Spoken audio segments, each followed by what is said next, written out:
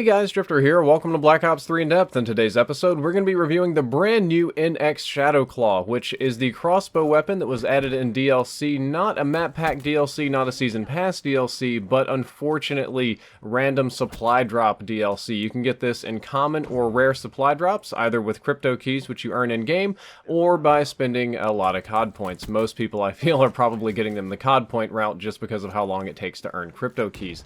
I wanted to show you some gameplay of the base crossbow first to kind of point out the fact that despite being a pretty good secondary weapon, it's not overpowered, at least not until you add attachments to it. When you add attachments to it, it gets significantly better, and I'm going to be showing off some of the best gameplay that I've had in a very long time in today's in-depth episode. But first, I just wanted to show you how it performs normally, which in my opinion is somewhat lackluster for a secondary weapon, and in most situations I could kill somebody with the ShadowClaw if I could kill them with a regular weapon. You'll see most of the time here I'm just stunning people or kind of catching them off guard. So it looks nice, but realistically it doesn't happen that often.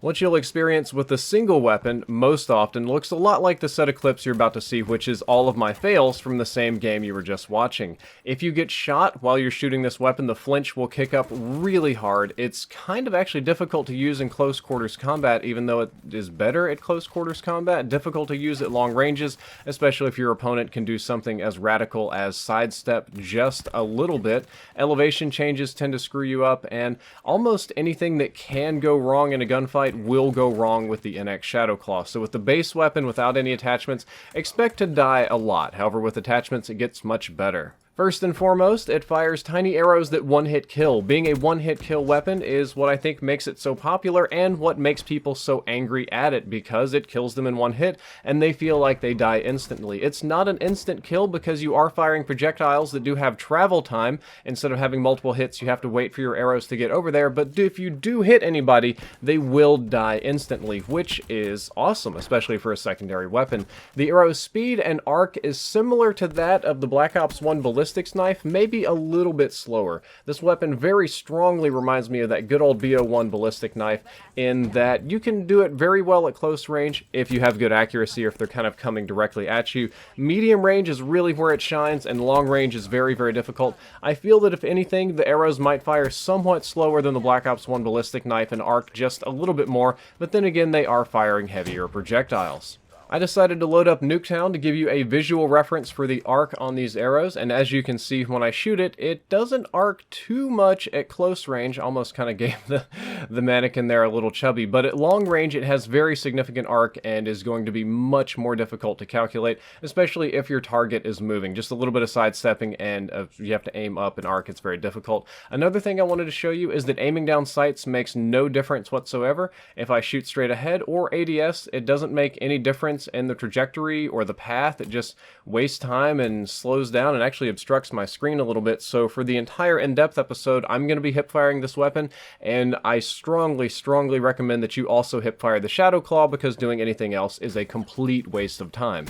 Alrighty, let's jump into some of the fun facts for the NX ShadowClaw. Fact number 1, you do not show up on radar when firing this weapon. It's like having a built-in suppressor, and I personally think this is a good thing. It gives it a niche, it's a stealth weapon, and any sort of arrow, ballistic knife, or anything like that, crossbow shouldn't put you on the radar anyway. That's kind of one of the things that drove me crazy about Black Ops 1, is that firing the ballistic knife or crossbow or anything like that would make me show up on the radar when I really felt that it shouldn't. This one fulfills that fantasy. Firing this weapon will not show you up, will make you show up on the radar, and it basically gives you a free suppressor. That being said, it does make a significant amount of noise. If somebody's shooting this thing at you in-game, you definitely can hear it, and you should be aware that your enemies can hear it when you shoot crossbow bolts at them. So while you may not show up on the radar, when you start shooting, you will be a big target because everybody can hear you. It doesn't do that part of the suppressor. The weapon has a very low ammo supply, but you can pick up arrows that you fired, which is nice.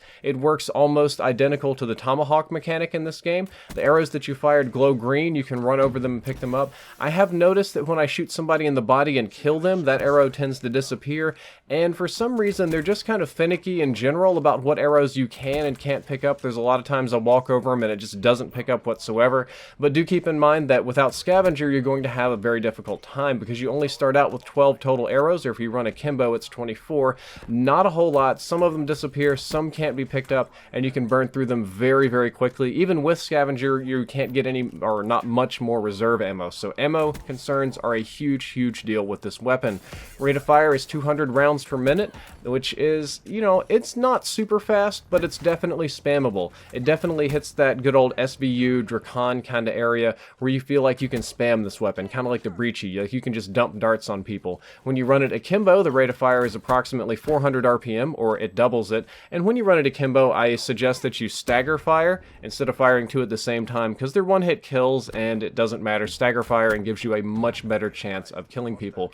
Reload time is 1.6 seconds, which is just a little bit on the slow side. It's comparable to a lot of assault rifle reloads in this game, if not a little bit slower, and is definitely slow enough to get you killed. There's no fast mags attachment for this weapon, and not really much of a way. I guess you can reload cancel it and shave off a tiny bit of time, but even that you have to micromanage and it isn't even worth it. The Bayonet attachment, which is really fun and we'll be reviewing later on, turns it into a one melee kill weapon, which is awesome. It's the closest thing that Black Ops 3 has to a tactical knife. You can't put a knife on any pistol in the game, but you can put a bayonet on your crossbow, so it's kind of like having that attachment. Very fun, very nice, makes the weapon much, much better. So at this point in the in-depth episode, I'm going to swap over and review each attachment independently, because I feel that adding attachments to this weapon makes it significantly better and changes the overall feel and play of the weapon such that it's almost like getting a new one. So each one's going to be getting its own little bit of love here. First up, let's talk about the bayonet attachment, and I wanted to show off this fantastic kill that I got here on Skyjacked. I had to even put it in slow motion just to see how I nailed this guy on the outside wall run.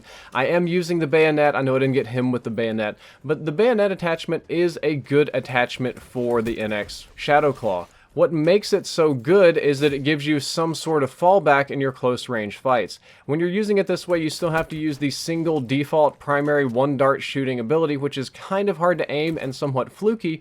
However, you can fall back onto it just like you can fall back onto a tack knife and stab people into oblivion. You kill them very, very quickly. It's almost like getting one of the new melee weapons, and I find that generally speaking with this weapon, you're trying to get close to people anyway, so having the ability to melee them when they do charge you, or as you are close to them, is extremely efficient. Of note, it seems that you pull back from your stab really, really quickly. So like the good old tack knife, you can multi-stab or multi-knife people very, very effectively. It's not going to do the thing where it stabs and sticks and does a slow information. Now you can just poke, poke, poke and rip, rip, rip. Very, very effective. Is it the best way to use the weapon? No, probably not, but it is one of the more fun ways. Definitely one of the more satisfying ways to use this weapon, but there are much more effective things you can do with the NX ShadowClaw. Next up, let's talk about the Tribolt attachment, which I have to do a little slow-mo again for because I got this other amazing one-shot multi-kill with this attachment. I didn't even know I could do that, just kind of like getting one-shot, 2 kills with a shotgun, because it shoots 3 bolts at once with the Tribolt attachment, which is an awesome attachment. More often than not, I get my better gameplay with this attachment. It does have some downsides, though, because if you shoot 3 bolts at one time, that means you can only fire the weapon twice without reloading, and with a standard ammo capacity, if you're not running Scavenger, that means that you have a total of 4 shots in this weapon. It doesn't help you that much in ultra close range. It does help in close range, but in ultra close range, the shots don't have enough room to spread and hit people. However, at what we'll say is normal close range, medium range, and surprisingly, even at long ranges, it very greatly increases your chances of getting a one-shot kill because you have to be so much less accurate with it. When you're running it with this attachment, you pretty much only have to line up the y-axis or the vertical axis. The horizontal one tends to take care of itself, but it is a huge ammo hog. Even with Scavenger, it is a massive, massive ammo hog. You are going to be constantly reloading, constantly ducking in and out of combat, managing your Scavenger packs, and trying to keep an idea of how much ammo you have left. And if you miss, it's pretty brutal because you've dumped half your magazine. Very fun? Yes. Effective? Yes. Is this the optimal way to use the weapon? Probably not, but I think the optimal way to use the ShadowClaw, and the way that almost all of you are going to enjoy using it too, is Akimbo. Now I'm going to show some Akimbo gameplay here that I got on the map Aquarium, almost completely unedited, because it was ludicrous how well this performed. The Akimbo attachment makes this weapon much better because it doubles your rate of fire and it doubles your spam ability. It's not quite tripling, it's not quite as easy as killing people with, say, the Tribolt attachment. However, your sustained rate of fire is very long. It's not all or nothing. It's not one and done. It's not, oh gosh, I shot twice and I have to reload. No, there's a lot of different micromanaging you can do. If you want to, you can shoot only one of these at a time, and then you can shoot the other one while you're reloading so that you can stagger your reloads. What I tend to do is fire in alternating shots to get the maximum rate of fire. I'll do right, left, right, left, right, left, right, left, and spam them out kind of everywhere. I really strongly try to avoid pulling both triggers at the same time, because both of the projectiles, or the arrows, are going to have almost the exact same arc, and I only need one to hit to kill, so it doesn't make much sense. The best way to do this is to either stagger reloads or stagger fire rates. I prefer stagger fire rates, and run it with some kind of fun ability, something like kinetic armor, overdrive, glitch, or fire breaks, heat wave ability, just something that allows you to do work. And you're absolutely going to have to run this with Scavenger, because you'll burn through your entire ammo capacity extremely quickly. But I do feel that this is the optimal way to use the NX ShadowClaw. Are the other ways bad? Not really, but they're certainly not optimal. This is going to be the way to go for almost all of you,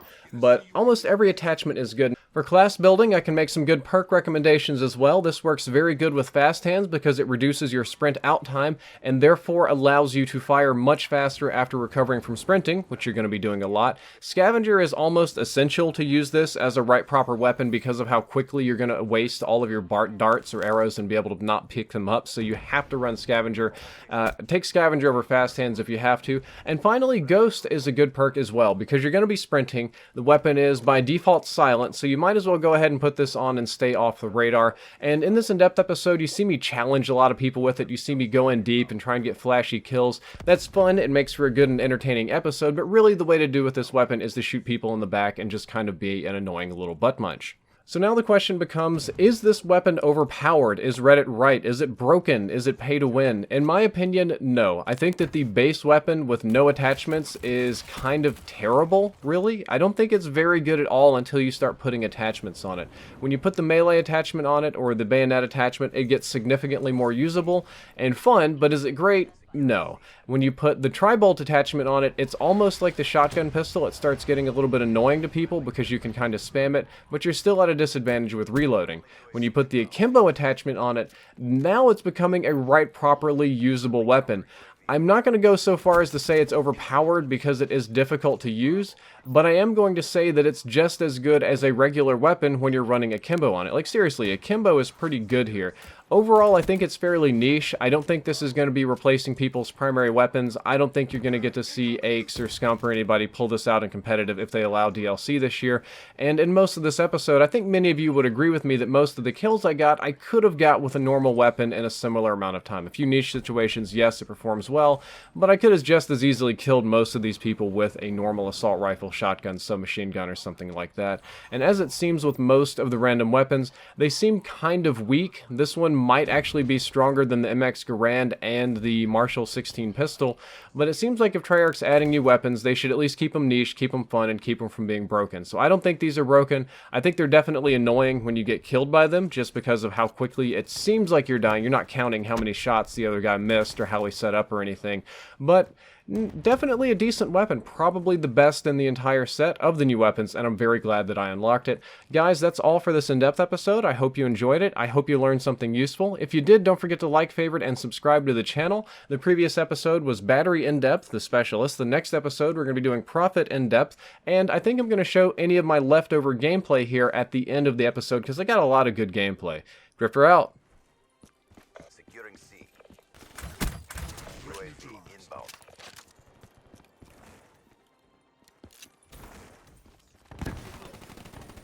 She's gone. Securing Charlie.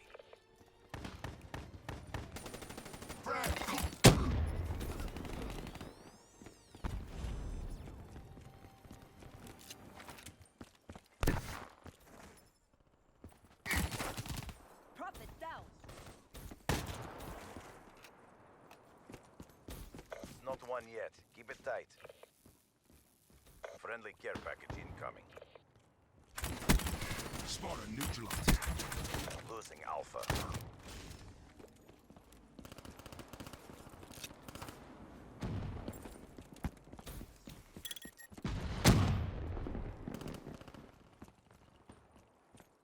Rolling Thunder inbound.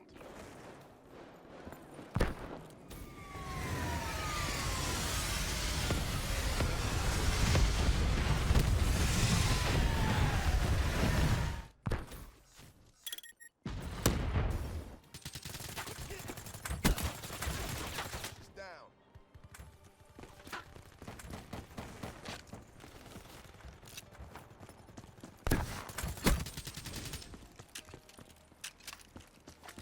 Hostile UAV above.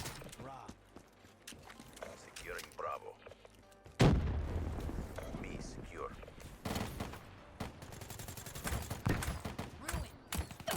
Losing Charlie. Be advised. Hostile HCXD spotted. UAV inbound.